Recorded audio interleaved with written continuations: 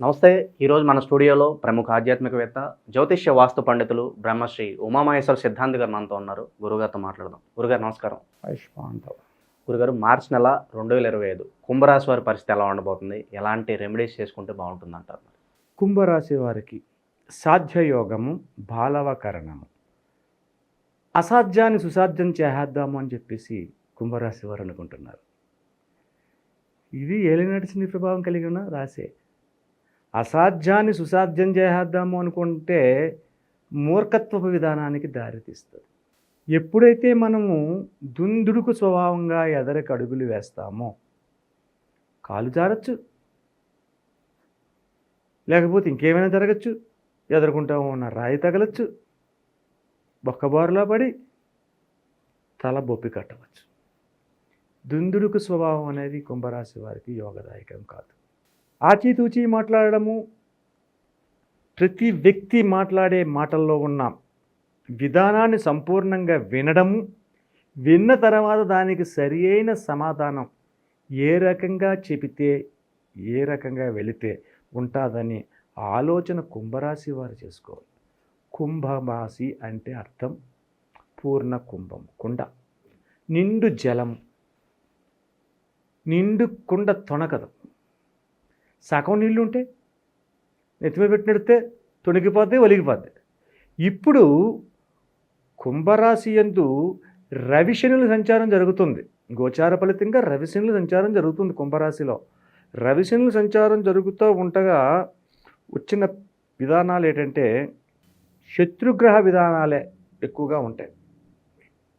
అంటే మీరు మాట్లాడే మాటకి ఎదుటి వాళ్ళు వక్రీకరిస్తారు.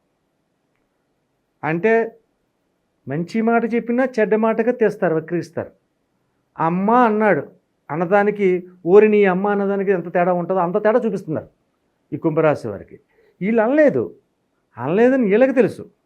నీలాంటి నా బొట్టుడు పక్కన నుండి చెప్పినప్పుడు మనకే తెలుసు, కానీ మనం ఏం చెప్పం. ఇంకొకటి వచ్చేదో వక్రీకరిస్తారు. అటువంటి భావనల వలన శత్రుభావం పెరిగిపోతుంది వీళ్ళకి. ఈ శత్రుభావం పెరిగిపోతున్నందువల్ల అనేక రకములైన ఇబ్బందులకు గురి కావాల్సిన పరిస్థితి కుంభరాశి వారికి ఉంది. ఏలినాటి శని ప్రభావం చూపిస్తున్నది ఇంత కాదు. పైకి నవ్వుతూ కనిపిస్తున్న లోపల దుఃఖ సాగరం అనే సాగరాన్ని ఎత్తున్నారు వీళ్ళు. ఎవరికి చెప్పుకోవాలో అర్థం కావట్లేదు. ఎవరు చెప్తే ఎవరు చెప్తారు?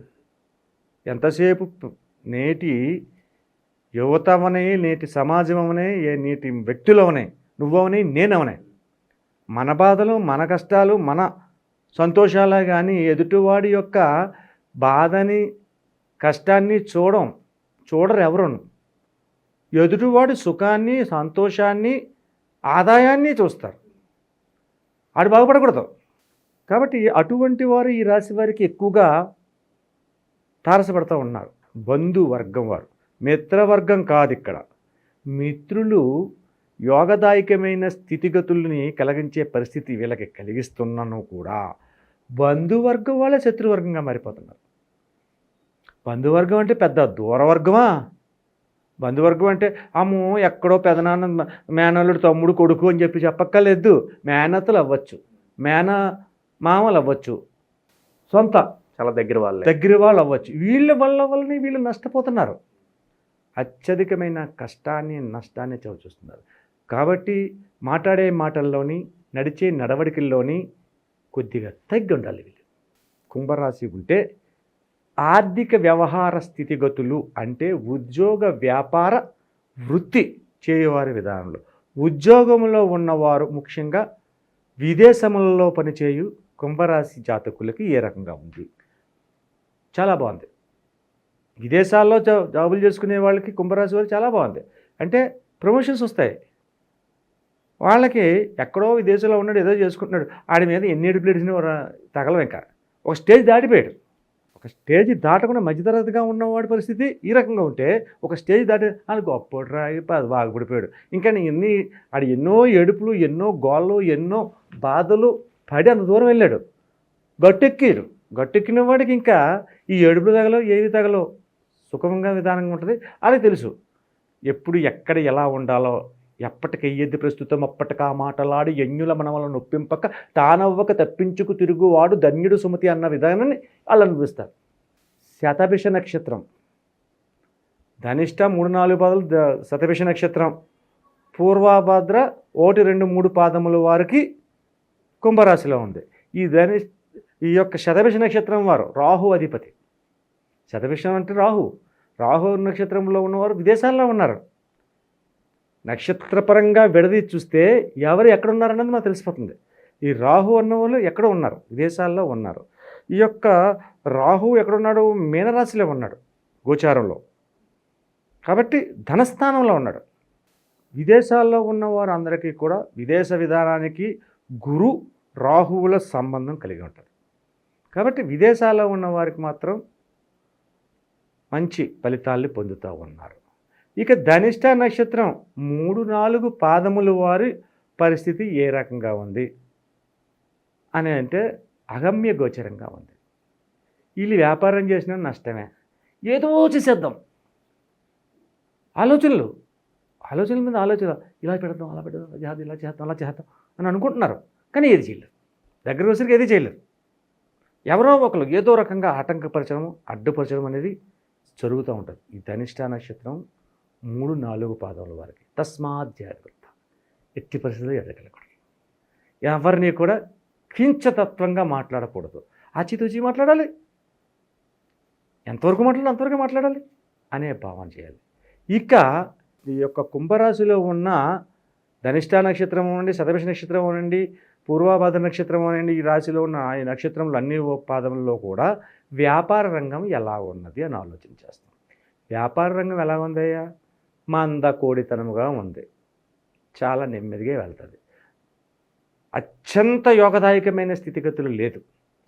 ఈ యొక్క పూర్ణ కుంభము సగం మాత్రమే నిండి ఉన్న పరిస్థితి ఉంది, తొణుకుతుంది. గట్టిగా అడుగులేస్తే ఉన్న నీళ్ళు ఒలిగిపోతాయి. అటువంటి స్థితిగతుల్లో ఉన్నారు వీళ్ళు ఉద్యోగులు. ఇక నీవడిగినట్టుగా ఆరోగ్య సమస్యలు చూస్తే అత్యధిక జాగ్రత్తను వహించాలి. ఎవరు ధనిష్ట నక్షత్రం వారు, శతభిష నక్షత్రం వారు కూడా అత్యధికమైన జాగ్రత్తలు వహించాలి. ఏంటయ్యా, ఈ యొక్క జాతకులకు గ్యాస్ట్రిక్ ట్రబుల్ కింద స్టార్ట్ అయ్యి అది అనేక రకములైన ఇబ్బందులు ఉంటుంది. శిరోభావం, బాధ, తలనొప్పి కింద వస్తుంది, కళ్ళకు సంబంధించిన వ్యాధులు. రవి అక్కడే ఉన్నాడు కుంభరాశిలో. రవి కళ్ళకు సంబంధించినవి, హృదయానికి సంబంధించింది, పెద్ద తండ్రి పినతండ్రి పిల్లల వల్ల, పెద్ద తండ్రి పినతండ్రి ఆస్తుల వలన తగవలు పడిపోయి అనేక రకమైన ఇబ్బందులు ఉంటుంది. మణిపూర్వక చక్రానికి ఆధారమైనటువంటి రవి ఆ మణిపూర్వక చక్రానికి సంబంధించిన విధానాలను ఇస్తుంటారు. కాబట్టి ఈ యొక్క రాశివారు ఆరోగ్య విషయంలో అత్యంత జాగరూకత తీసుకోవాలి. అయితే ఈ రాశి వారికి ఎక్కువగా ఈ యొక్క మాసమందు చల్లని పదార్థములు, అంటే చల్లని పదార్థాలు కూలింగ్ కాదు నేను చెప్పింది, చలువ పదార్థములు, చలువ చేసే పదార్థములు కొన్ని ఉంటాయి. చెరుకు రసం అని, బత్తాయి రసం అని, ద్రాక్ష రసం అని, కొబ్బరి పండు అని, ఇటువంటివి ఇవి తీసుకోవాలి. అంటే హృదయానికి సంబంధించి, ఉదరానికి సంబంధించిన వ్యాధులను దరి చేర్చకుండా ఉంటుంది, ఎదరికి వెళ్తూ ఉన్నాం. అలాగే బంధువులతోటి, ముఖ్యంగా బంధువులతోటి మాత్రం ఇందాక చెప్పుకున్నాం మనం, మేనత్తలో, పెద్ద తండ్రి పినతండ్రి బిడ్డలో, ఇటువంటి వారు అందరూ ఉన్నారన్నాం కదా, వీళ్ళందరూ శత్రువులే. వీళ్ళకి పైకి నవ్వుతూ మాట్లాడతారు, వెనకాతల గుడ్డ కాల్చి మొఖం ఎత్తిసేస్తారు. ఎలా కుదురుతుంది? కాబట్టి అతి జాగరూకతగా ఉండాలి. వీరికి చెయ్యవలసిన ఈ యొక్క దోషములు తొలగి ఉన్నతమైన పరిస్థితులకి వెళ్ళాలి అంటే శతభిష నక్షత్రంలో ఉన్న వాళ్ళు అమెరికాలో ఉండో, యుఎస్లో ఉండో, లేకపోతే ఇంకా కెనడాలో ఉండో, సింగపూర్లో ఉండో యోగదాయకంగా ఉన్నారు. కాబట్టి అంత యోగదాయకానికి వీళ్ళు మనం వెళ్ళగలిగే పరిస్థితి మనం చెప్పలేకపోయినా కొద్దిగా గొప్ప చెప్పగలం. ఈ యొక్క పరిణామములు అంటే వాహన ప్రమాదములు జరగకుండా ఎదుటవారి నర దృష్టి పీడన తగ్గించే విధానంగా కొన్ని రెమెడీస్ ఉంటాయి, అవి చేసుకోవాలి. ఏం చేసుకోవాలయ్యా అంటే 25వ తారీఖు నాడు మతత్రయ ఏకాదశి. ఈ మతత్రయ ఏకాదశి నాడు ఉదయకాలంలోనే శివునికి అభిషేకాన్ని ఆచరించి ఉన్నతమైన విధంగా పూజా విధానాన్ని చేయండి, జరపండి. శివనామ సంకీర్తన చేయండి.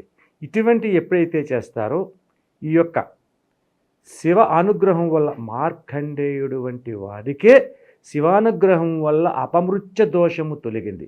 ఓం త్రయంబకం యజామహే సుగంధిం పుష్టివర్ధనం ఉర్వారుకమివ బంధనాత్ మృత్యోర్మృత్యయమామృతాత్ అనే మంత్రాన్ని మార్కండేయ మహర్షి చేయించినందువల్ల ఆయన పునర్జీవుడుగా మారి ఎంతో కీర్తి ప్రతిష్టలు సంపాదించి చరిత్రలోని ఒక ఉన్నతమైన మహర్షిగా మిగిలాడు. అంతటి వాళ్ళ మనం కాకపోయినా అందులో ఎంతో కొంతలో కొంతైనా ఆవగింజలో అరభాగమైనా మనకు వస్తుంది కదా. మనకు ఆరగింజలో అరభాగం అంత వస్తే చాలు, ఉన్నతమైన స్థానాన్ని చేరుకుంటాం. మన కష్టానికి ఈ యొక్క కలియుగంలో ప్రథమ పాదంలో జంబూదీపంలో ఉన్నాం కాబట్టి అటువంటి విధానాన్ని వస్తాయి. అలాగే మతత్రయ ఏకాదశి నాడే ఒక దోసెడు నువ్వులను తీసుకెళ్ళి చేపలు ఉండే చెరువు యందు కానీ కాలవ యందు కానీ సంప్రోక్షణ చేయండి ఉదయకాలాన్ని.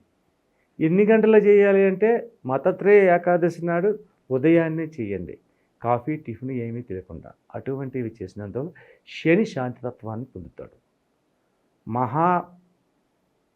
మహా గొప్ప యోధులు మహనీయులు ఈ యొక్క విధానాన్ని చేశాడు. దానికి ఉదాహరణగా రామాయణంలోని దశరథ మహారాజు పరిపాలన చేస్తున్న కాలంలో అయోధ్య నగరానికి క్షామం ఏర్పడింది. తీవ్రమైన సంక్షోభాన్ని ఎదుర్కొంటున్నారు ప్రజలు.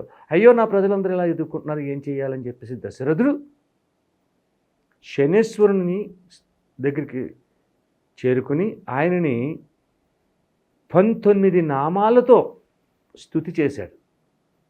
స్తుతించితే అప్పుడు ఆ శనేశ్వరుడు శాంతి చెంది నీకు రామరాజ్యంలో ఎప్పుడూ కూడా రామరాజ్యంలో అంటే రాముడు ఇంకా ఉద్భవించలేదు, ఈ అయోధ్యలో రాముడు అనేవాడు పరిపాలన వచ్చిన కాడి నుంచి క్షామం అనేది రాదు అని నేను చేస్తాను, దాన్ని నువ్వే చేయాలి. శివతత్వాన్ని ఆరాధించని చెప్పేసి శివుడిని దక్షిణామూర్తిని ఆరాధించమని ఆ మహానుభావుడు దశరథుడు చెప్తే దశరథుడు కూడా ఆనందంతో వెనకకి వస్తున్నాడు గుర్రం మీద. ఆ గుర్రం రథచక్రవర్తి ఉడిపోతే కైకాదేవి తన చిటిని వెళుతూ ఆపింది, దానికి వరాన్ని ఇచ్చాడు, అది వేరే కదా. అయితే ఆ రోజు నుంచి కూడా మహలైనటువంటి ఈ యొక్క యోధానుయోధునటువంటి గొప్పవారైనటువంటి వారు ఇది ఆచరించారు. కాబట్టి మనం కూడా అలాగా ఆచరిస్తే యోగదాయకమైన స్థితిని పొందగలమని తెలియజేయడం. మార్చి నెలలో కుంభరాశి వారికి ఎలాంటి ఫలితాలు ఉంటాయి, ఎలాంటి రెమెడీస్ చేసుకోవాలి, మీ మాటలు అద్భుతంగా వివరించారు గురుగారు. ధన్యవాదాలు. ఆయుష్మాన్ భవ.